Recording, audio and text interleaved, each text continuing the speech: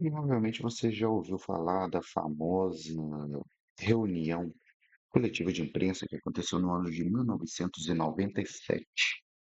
Essa reunião, ela foi realizada em Varginha, exatamente um ano após o avistamento dos ETs, no plural, de Varginha.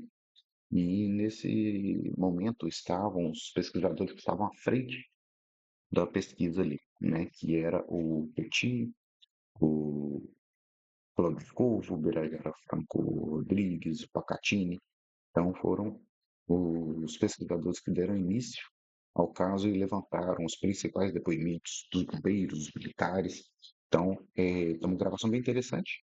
É um documento histórico mais recente da nossa ufologia, né? Já aí com quase 30 anos, digamos assim. Mas é uma edição interessante. Eu acho que vocês vão gostar do conteúdo, principalmente ver como é que a forma que os ufólogos faziam a condução da pesquisa, do, do sigilo com os dados das pessoas que eram confiadas a elas ali os depoimentos. Então tem um que é muito interessante nesse documentário, beleza? Espero que vocês gostem, fiquem bem e aproveitem. Valeu! Nós sabemos que as criaturas foram capturadas no dia 20, aqui em Varginha, aqui perto do bairro Jardim André, e ele faz menção que viu a nave caindo uma semana antes, no sábado, dia 13. Né? Outro ponto também que, de certa maneira, no início nós até utilizamos para tentarmos deixar de lado esse tipo de depoimento, foi a referência que ele faz ao problema, do local da queda. Não sei se foi citado, acho que não foi citado, esse objeto que ele viu inicialmente voando, né, passando por cima da estrada, né, que liga São Paulo a Belo Horizonte, e depois foi cair, e ele teve acesso, inclusive, a nível de contato visual, os fragmentos dos mesmos, né, caiu muito mais próximo de Três Corações do que a gente poderia imaginar. Na verdade, inclusive, caiu dentro do município de Três Corações. É o seguinte, olha, meu irmão não fazia uso de drogas, nem de bebida, e eu não tinha tipo de vício nenhum, certo? Ele era um motorista da polícia e também trabalhava no táxi. Porém, no dia 6 de fevereiro, como foi mencionado, meu irmão apareceu com um caroço na axila esquerda, um simples cabelo inflamado. Quando foi no dia 7 de fevereiro, porque todo militar, ele é obrigado a passar pelo médico existente no quartel. Então, ele fez a ficha para consulta. Consultou o tenente médico Robson Ferreira de Mello, que na época era médico do quartel, sugeriu a ele que abrisse o ferimento ali, que era apenas um caroço. Esse lugar não foi feito sepsemia, não foi feita limpeza, ele foi aberto esse caroço com todos os pelos debaixo da axila, que funcionário que ajudou lá, que eu não vou revelar o nome, certo? Ela confirmou, e o ambiente que foi feito não era um ambiente bom, que não foi feito num ambiente esterilizado, no próprio consultório dele. Ele simplesmente abriu o local e apertou, certo?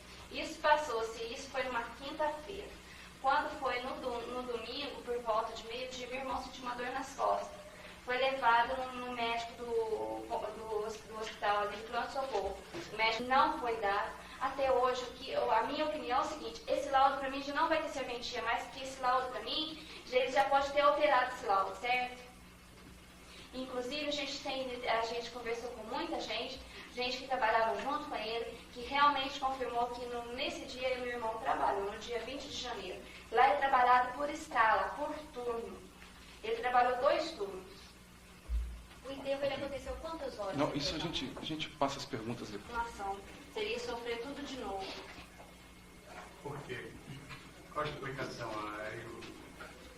professor Birajara? Pelo que ela disse, eu entendo pelas palavras dela que foi dada uma desculpa nesse sentido. Não faça, porque uma exumação sempre é muito triste e vai fazer a família reviver e sofrer tudo de novo. É o que eu acabo de entender pelas palavras dela, não posso entender. Mas independente dessa observação, que é de um policial, dentro do aspecto legal, o senhor, como advogado e presidente dessa instituição, não pode solicitar em nome da família essa exumação? Se eu fosse advogado da família, representando-a, posso. A família tem um advogado no caso. É. Poderia subestabelecer ao senhor essa procuração? Seria uma forma do senhor se capacitar legalmente para pedir a exumação? Claro, através da qual viria o se a intenção fosse essa, o caminho seria realmente esse.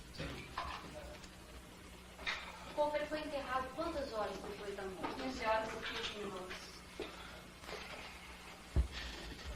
15 horas depois que faleceu. Isso, ele morreu 15 para meio-dia e foi enterrado às 3 horas. Bom, a revelação desses nomes aí, dos militares principalmente, nós vamos divulgar. Perfeito. E que tipo de repressão vocês já pensaram? Eu acho uma excelente pergunta, se os meus colegas me permitem continuar. É que nós não estamos de forma alguma, desde o estudo, alegando que militar nenhum cometeu crime algum, ao contrário, que nenhum militar esteja cometendo qualquer ato aí extremamente hostil para a humanidade, ao contrário. Nós estamos simplesmente cientes de que os militares de Varginha, principalmente da polícia, do Corpo de Bombeiros, e por que não até os militares de Três Corações, estão simplesmente submetidos a um processo de abafamento mundial, submissão essa que veio de alguma forma. Não nos cabe, talvez, questionar aqui. Elementos, por exemplo, desses que acabam de ser citados pelo Vitório Pacatini, do Corpo de Bombeiros, que participaram da operação de captura, foram cumprir uma determinação. Vá lá ver o que está acontecendo da determinação que nós acabamos de receber. Chegam lá, se deparam com algo estranho, que visivelmente era algo animal, né? Se inteligente ou não é outra história, tinham que capturar mesmo até pensando assim. Só que depois tudo foi submetido ao processo de abafamento. Não vejo, pois, como estarmos dando margem a algum prejuízo para essas pessoas, mesmo porque não foram elas que nos disseram, né? Eu repito, são testemunhas que participaram de diversos fatos, e que através disso não só podemos constatar aqueles dos quais elas participaram, como outros também que foram paralelos. Então nós respeitamos demais as Forças Armadas, e resumindo, apenas existe uma situação muito clara. Existe um setor dos ufólogos, e muitos acreditam que são brincalhões de final de semana, domingueiros. Nós fazemos questão de não nos sentirmos assim, levamos muito a sério, e que querem se conscientizar e talvez mostrar para as outras pessoas que um fenômeno maravilhoso, extraordinário, importantíssimo para a ciência, para a sociologia, para a filosofia, enfim, para todas as áreas do setor de conhecimento humano, está acontecendo. Agora mais do que nunca. Existe um outro setor que, sabe-se lá quais são os motivos, acho que são até óbvios, tem interesses em abafá-lo, em dizer que ele não existe, e até de ridicularizá-lo. É importante ressaltar que do comandante do Corpo de Bombeiros na época, o Major Maciel, e os outros nomes que foram citados, seria bom dizer que existem outros também. Esses são os que nós já temos certeza e podemos trazer a público, mas nós sabemos que está faltando alguém. Assim tivermos os outros nomes, nós vamos trazer a público também. Portanto, não são só esses não. Está faltando mais alguém que a gente já está aí investigando. Assim que for possível, vamos trazer o nome. Consta o falecido depois do PT da Varginha, ser somente o Marcos ali? No transcorrer das nossas investigações, sim. Somente ele? Somente foi a ele. vítima de todo esse momento? Até agora, sim. Nas circunstâncias que foram apresentadas. Olá, Marta. A sua família oficialmente procurou algum tipo de apoio ou resposta junto ao comando da Polícia Militar? Eu digo oficialmente. A gente esteve lá, e quem mexe com o processo sou eu, minha família não fica muito a par. Eu tive lá no quartel, o tenente Maculani mandou conversar com o Robson correu de mim, não quis falar comigo. Robson era o médico. Era o médico. E lá eles não dão informação nenhuma pra gente. Através de advogados, você não teve nenhum questionamento? Não. Foi pedido, né? Em vários ofícios foi pedido que ele mandasse as pessoas lá para prestar depoimento. Só que falar com a gente assim não. Mas sendo mais claro, com ofício, com documento, com representação de advogado, você pediu algum esclarecimento? Foi pedido. E eles não responderam com Não, ofício? eles mandaram o Robson lá, as pessoas que foram citadas na época, eles mandaram lá para prestar depoimento, só isso. A resposta deles foi só verbal? Foi. Só repetindo, existe o inquérito policial. Foi solicitado pelo irmão, esse inquérito foi impulsionado por ele. Então, nesse inquérito, claro, há os depoimentos, né? Que agora foi dito. No dia que ele foi buscar roupa na casa dele, estava ele e o capitão Siqueira ou tinha mais algum outro? Não, estava ele e o outro P2. Que ali são 4, né? Não, trabalham em 2. Tem o sargento Ferreira, é isso? Eles são em 4. Tava o capitão ou tava ele e mais um outro soldado que você não conhece? Só ele não. O soldado eu conheço, só que eu não vou revelar o nome a pedido dele, certo? Estava só o meu irmão, que era o motorista, e o... E mais esse outro soldado? Veja, esteve aqui em Varginha um escritor internacional, J. Benítez, investigando esse caso, e que, segundo eu apurei, não quis falar com o senhor, não quis ter nenhum contato. Ele nos informa se você sabe a razão desse procedimento do J. Benítez, e se outras pessoas ou outros organismos não especializados ou especializados estão explorando esse caso de Varginha sem relacionamento com o Instituto de Ufologia daqui. Bom, é lógico que hoje em dia nós já perdemos totalmente o controle de acompanhamento das publicações do exterior através da imprensa e de grupos de ufologia, de assuntos afins e, enfim, de publicações também que nada tem a ver com ufologia. Nós já nem sabemos quais são mais públicos. Nós podemos informar aos senhores que há uma repercussão hoje a nível internacional, que poderia, acredito, até ser confirmado pela televisão empresa que aqui está presente, como jamais aconteceu, a não ser pelo famoso caso Rosa. O que ocorreu, na verdade, com relação à vinda do senhor Juan José Benítez aqui em Varginha, eu não posso interpretar de outra forma, senão da seguinte maneira. Quando eu compareço a um local de direto interesse da minha pesquisa, eu acho que é para pesquisar o caso que lá esteja ocorrendo, ou que me chegou ao conhecimento. Então, eu acredito que ele tenha vindo aqui para pesquisar o caso. Agora, qual o método dele? Quais são as intenções dele nessa pesquisa? Eu não posso afirmar. O fato é que, quando, logo no dia seguinte, a visita dele aqui nos chegou ao conhecimento que ele de fato aqui estivera, nós fomos colhidos de surpresa e até de muita estranheza, porque ele afirmava para a imprensa de São Paulo, o que foi confirmado por uma entrevista dele em gravação para o Cláudio Corvo, que se relaciona muito bem com ele há muito tempo, é amigo particular dele, ele que estivera mais de curioso, não quiseram nos procurar, porque a visita era rápida, enfim. Mas o fato é que ele chegou lá naquele terreno, onde nós afirmamos foi capturada a primeira criatura pelo Corpo de Bombeiros, às 10h30 da manhã, que aqui todos conhecem, é o terreno do José Gomes, ali aquela mata de eucaliptos dentro da cidade. Ele, em pouco tempo de buscas, diga-se de passagem, num local onde nós, mais de 30 pesquisadores, havíamos passado por ali inúmeras vezes, fazendo uma verdadeira operação pente fino, descobriu então, aliás, quem viu primeiro foi a esposa dele, que estava aqui em Varginha com ele, 3 marcas, 2 buracos cilíndricos, e uma marca quadrangular rasa, cujos detalhes técnicos não são cabidos aqui, seria até enfadonho. Mas, quando depois dessa notícia fomos até o local e com uma certa dificuldade descobrimos essas marcas, o nosso estarrecimento aumentou. Nós ficamos simplesmente pasmos, porque visivelmente as 2 marcas cilíndricas eram 2 buracos feitos por cavadeira mesmo, aquela máquina agrícola, aquela enxada dupla, com 2 cabos, com 2 lâminas cilíndricas, que a gente soca no chão, abrem-se os cabos, tira-se a terra ali, o material, coloca-se do lado para fazer moirões de cerco, etc. Mourões. E a terceira marca, não deu para distinguir bem, mas ela estava feita sobre a base de um cupim, de um cupinzeiro.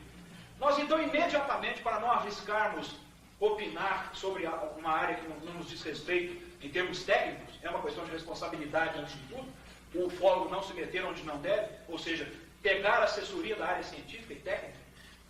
Nós levamos um engenheiro civil ao local e levamos um físico licenciado pela Universidade de Minas Gerais. Ambos com parte experiência no meio rural, porque o segundo, inclusive, é um fazendeiro próspero demais da região, que leva a fazenda, inclusive, com altas técnicas.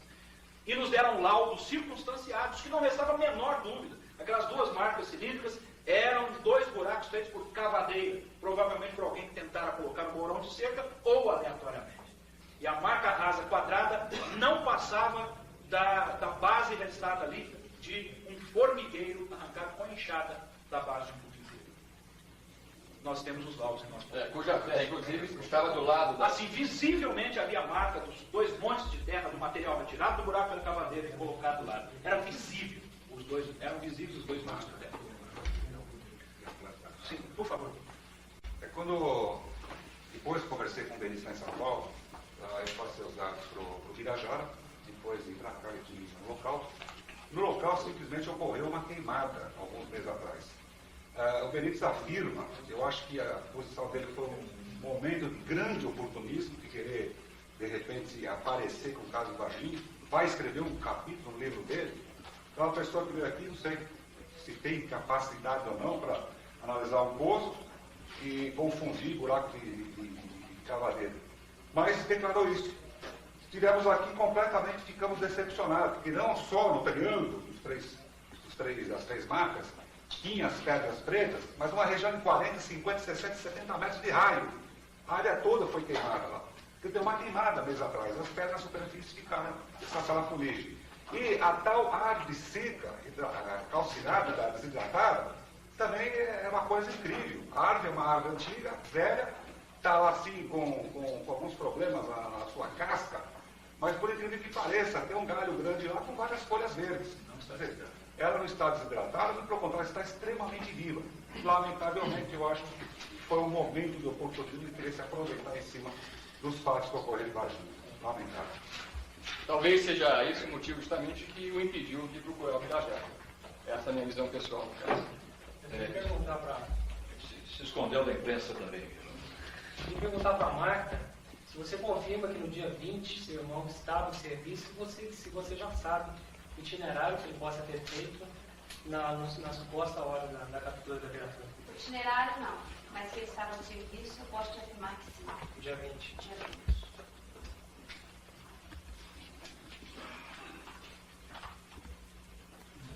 Com relação ao acompanhamento que o Carlos teria feito, ele em algum momento relatou que os militares usavam aparato técnico, roupas especiais para se proteger. O Carlos Soro, ele só viu os militares quando ele conseguiu chegar no local. Lá no local, na fazenda Maioria, entre todos os destroços, ao longe, ele viu os militares de 30 a 40 eles tinham. Vários, rapidamente pegando os pedaços espalhados e colocando em cima do caminho. Aparentemente, o que ele viu lá, um helicóptero, ele viu 2 caminhões do exército, 3 carros civis e uma ambulância. Ou seja, se eles chegaram tão rápido, é sinal que eles estavam já antecipadamente seguindo esse objeto. Porque, só voltando, em termos de aparato militar, estavam só de fuzil, e a roupa camuflada, não tinha nenhum outro tipo de equipamento, pelo menos que ele viu, estava de distância longa. Não viu algum tipo de aparato especial para recolher destroços ou qualquer outra coisa. Nem mesmo aquele que o abordou para retirar o material que estava nele. Não. Só armado com o pessoal do exército com fuzil Falcon, todos eles. Agora, uma coisa curiosa, o casal Eurico-Uralina viu uma nave muito parecida que tinha nas suas estruturas desburado, soltava muita fumaça. Esse casal não nos afirmou com certeza que seria dia 20. Pode se tratar da mesma nave. E ocorreu uma semana antes, dia 13, que eles viram. Porque quando o Virajara foi para o Ministério lá, para Caticuá, ele falou, quando ocorreu isso? Foi naquele período que as meninas viram. Porque eu não tinha marcado lá dia 20 de janeiro. Então, veja bem, se for a mesma nave, que foi vista às 1h30 da manhã, e ela caiu às 8 ou 7h30, essa nave ficou de 6 horas no ar, com essa dificuldade tentando voar. Mas é uma hipótese, não estou afirmando. E, consequentemente, os militares talvez tenham passado a noite inteira atrás desse objeto, monitorando, quando vai tomar de prontidão. E a essa também. Acrescentar alguma coisa que tem a ver com a pergunta que foi popular.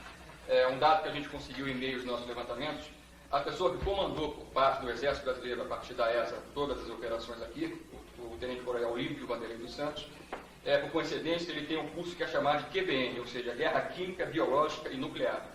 Talvez a própria escolha dele, talvez para o acompanhamento e controle disso tudo, tenha a ver justamente com esse tipo também de qualificação que nós descobrimos que ele também possui. Tá? Interessantíssimo. Outra coisa, como o professor Claudio Corvo estava citando, nós estamos então tentando também entender. Houve esse depoimento do Carlos, e ao que ele depõe, parece ser, então, uma semana antes do que o casal Eurico e Oralina teriam avistado. Ô senhores, nós não estamos falando de uma nave só. Se eventualmente houve algum engano de data do Eurico e Oralina ao citarem e de forma generalizada disseram foi naquela ocasião do avistamento das meninas. Não sei se foi verdade nisso, mas tem alguma informação a respeito do ET que estava na Unicamp, na instalação científica lá na Unicamp, com relação à dor, a comportamento do ET, dor, emoção? Tem alguma informação sobre isso? Como ele reage? Não temos absolutamente nada de informação nessa respeito. Nada. A Unicamp não. Só a descrição das criaturas que obtivemos das certezas participativas dos fatos ocorridos aqui. Nesse sentido, não temos ninguém. Da Unicamp não tem nada. Nada. Com relação a este tipo de perguntas, a esse tipo de comportamento. Apenas descrição. Eles não só não revelaram nada, como negam, o doutor Badão Palhares, o doutor Conrad Inés, negam que esses seres estiveram na sala. Sim. É por isso que eu cheguei atrasado. Então, daí, como é que você quer dizer, se esse ser tinha radioatividade, se eu mandava aquele contato, ele estava com 2 pessoas, depois dele, várias pessoas, ele passou pela mão de várias pessoas até chegar ao campo. Por que só ele teria sido? Veja bem, não é radioatividade. Nós sempre seres portadores, pode ser uma hipótese que nós aventamos, mas não estamos afirmando. Pode ser que esses seres sejam portadores de vírus ou bactérias que sejam mais fatais que o ébola, que temos de tempo que ela age muito rápido. Eu estou brilhante. Carlos, delicioso.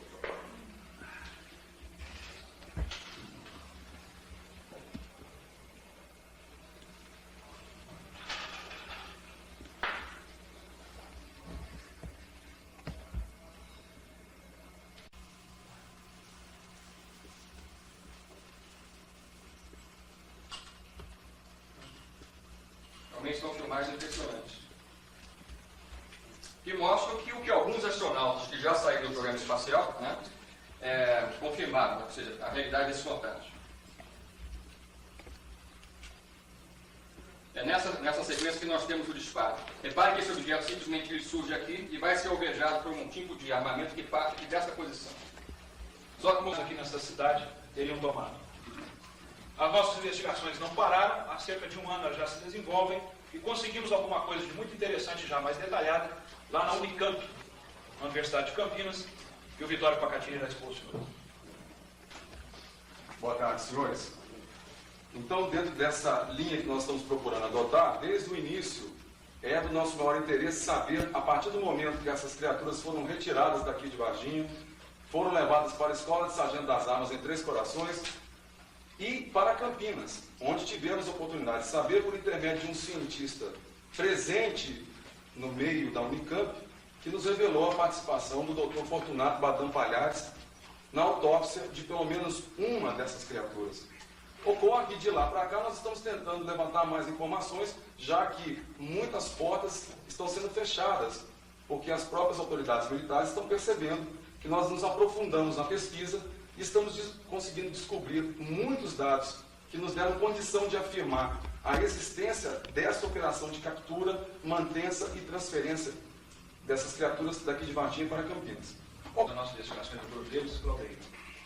Além desse laboratório de acesso restrito que tem no setor de biologia, também informações nos chegaram que existe um outro, segundo laboratório, também de acesso restrito, de uso militar, que foi construído na época da ditadura, entre 74 e 76, lá no Hospital das Clínicas, dentro da Unicamp.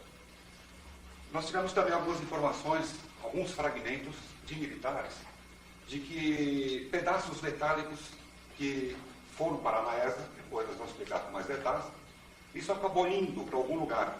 Aqui, inclusive, em Pouso Alegre.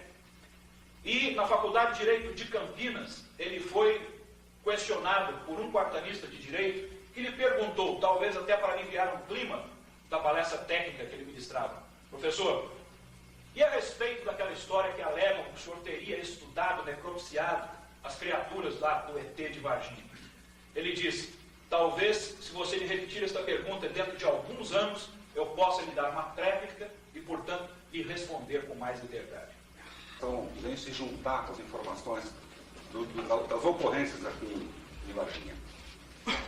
Nós estamos investigando, ainda não temos certeza se ele está falando a verdade ou não, está em fase de investigação, mas ele diz o seguinte, que dia 13 de janeiro, não foi dia 20, dia 13 de janeiro, ele é piloto do Ultraleve, ele estava na Fernão Dias, com destino a Três Corações, onde iria se encontrar com alguns amigos e depois iria seguir para Belo Horizonte, que eles iam fazer um campeonato de Ultraleve.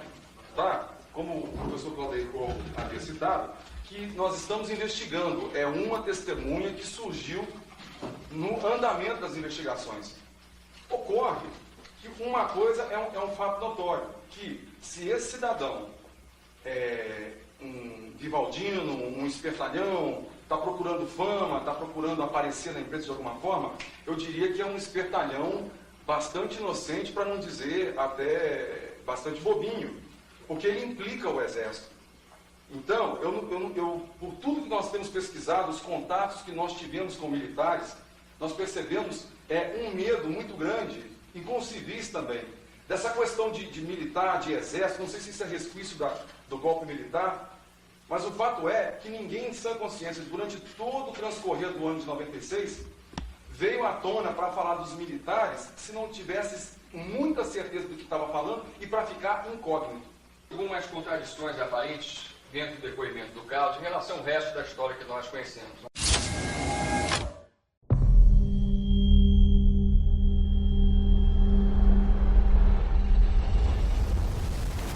Você está ouvindo Projeto Contato Podcast.